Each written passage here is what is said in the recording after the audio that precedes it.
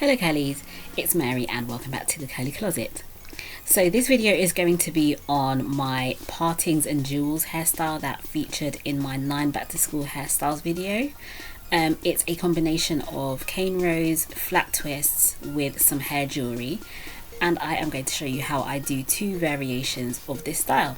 So if you'd like to see how I achieved both these looks, then keep watching. So this is what you're going to need. You're going to need a comb for parting, a spray bottle with some water, some gel of your choice. I love Eco Styler gel, the argan oil one, an old stocking.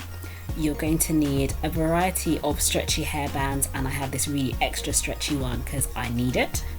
And you can also use a ball bristle brush if you prefer. So I'm starting this style on an old wash and go style. And I didn't show this clip here, but I did spray my hair with water and then part my hair from ear to ear. It just makes it a lot easier to part my hair when it's a bit wet. You can see that my curls are a little bit defined in the front, so my hair is a bit damp for actually doing this style. So the back has been secured, and now I am just securing the 2 sides and leaving a parting in the middle. That's where my cane row or cornrow is going to be.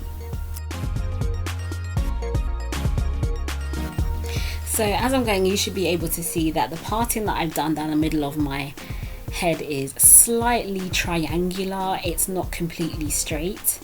I just wanted to create it to be slightly asymmetrical, but when you're doing this style you can do it whichever way you like, basically. But what I would also suggest is that you should try maybe to do this style on stretched hair, just because for me I had a bit of a struggle because of the thickness and curliness of my hair. It made it a bit tricky to do the cane row, but with a bit of patience I got there in the end.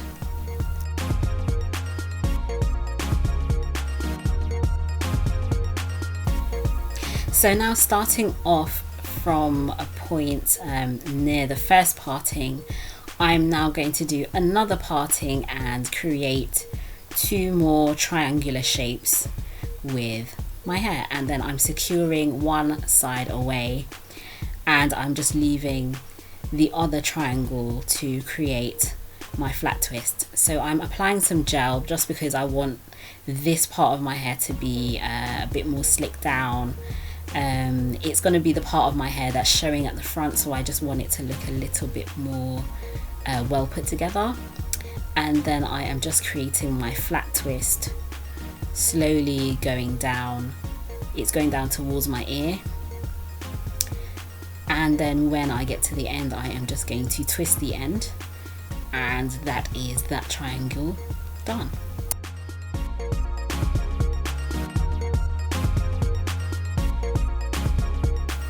So now with the other triangle on the same side, I am doing exactly the same thing.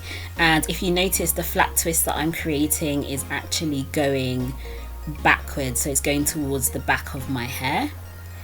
And I'm just basically doing the same thing. So this flat twist is also going to go down in the direction of my ear, and then when I get to the end I am also going to twist it.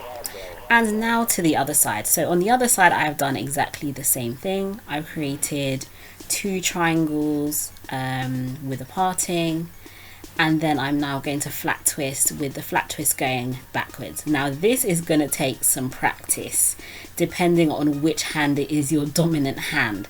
So because I'm right-handed, the other side was a lot easier for me.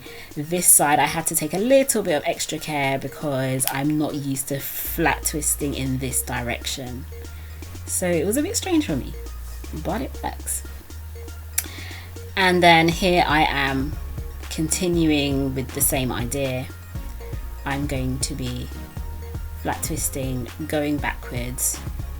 Again, this flat twist is going to be going down towards my ear also, or towards the back of my head, and I am going to create a twist at the end.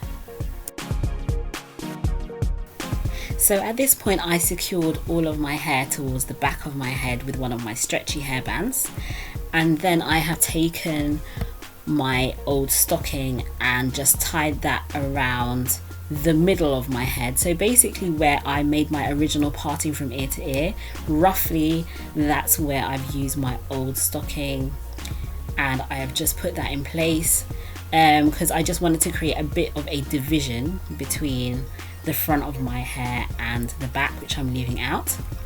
So now that I've left the back of my hair loose, I've actually taken out the ends of the twists and the cane row that I did, just so that it all looks uniform. It's just creating one big puff at the back.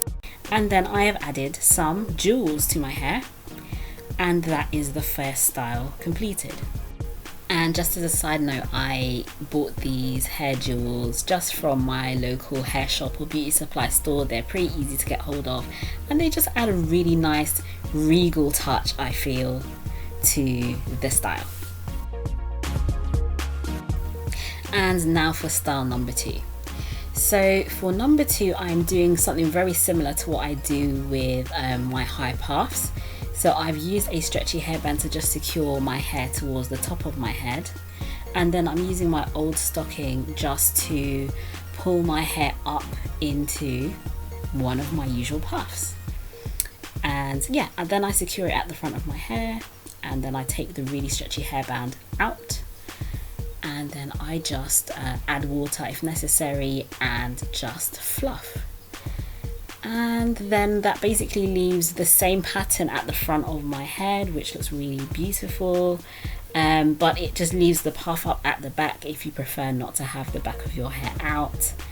And your hair just looks really lovely and sleek from the back, with a very regal feel to the front of your hair. So now curlies, it's over to you. Which style did you prefer? Was it style 1 or style 2? Comment below and let me know. And if you have not liked this video yet, then I would appreciate if you would thumbs up this video below, and also if you would hit the little icon with my face on it on the screen, that way you can subscribe. You can also click on the other thumbnail on the screen to check out one of my other videos. Thank you so much for watching, and I will see you soon on the Curly Closet. Bye.